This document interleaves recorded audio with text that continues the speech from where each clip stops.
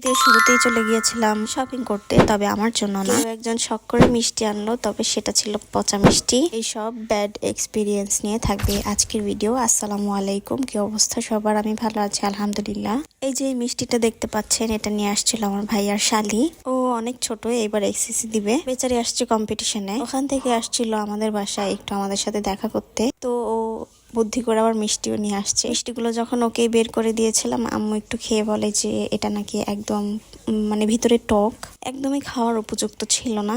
এই যে এটা দেখে কি উপর থেকে কোনোভাবে বোঝার উপায় আছে এই মিষ্টিগুলো পচা? প্রত্যেকটা মিষ্টি দেখতে ছিল অনেক সুন্দর, কিন্তু ভিতরে একদমই নষ্ট, টক, একদমই খাওয়ার অবস্থায় ছিল না। আমি লোকেশনটা দিয়ে দিলাম, আপনারা চাইলে এখান থেকে মিষ্টি কিনতে পারেন। দেন পরের দিন গিয়েছিলাম মাঠে যাওয়ার সাথে সাথে দেখলাম এই বিড়ালটাকে। তখন শীত একটু একটু পড়ছে।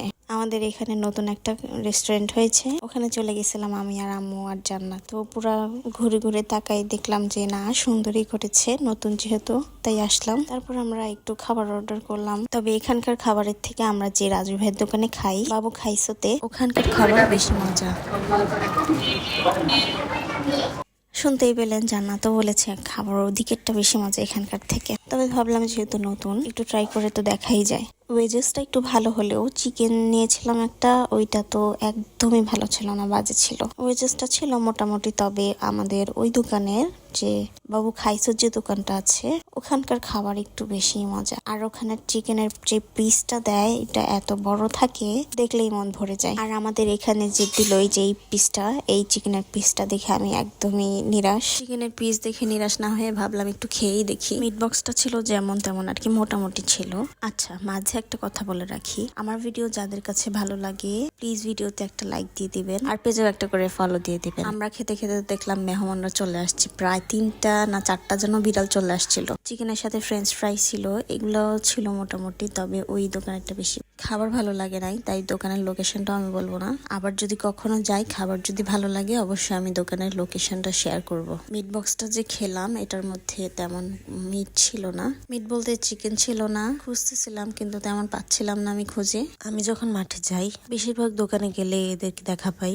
আমার খাবার ওদের সাথে শেয়ার করতে আমার কি যে ভালো লাগে। আপনারা কে কে আমার মতো বলেন তো, কমেন্টে বলে যাবেন। আমার কণ্ঠটা একটু অন্যরকম লাগতেছে না এখন? আমি এই ভিডিও এডিট করেছি 2 দিনে, মানে ভয়েস ওভার দিয়েছি 2 দিনে, যার কারণে একদিন গলা ভালো ছিল, আর একদিন হচ্ছে গলা ভেঙে গেছে ঠান্ডা লেগে। ওদেরকে খাইয়ে দাইয়ে আমাদের খাওয়া দাওয়া শেষ করে এখন হচ্ছে আমাদের বাসায় যাওয়ার পালা। কিন্তু আমরা তো বাসায় যাব না।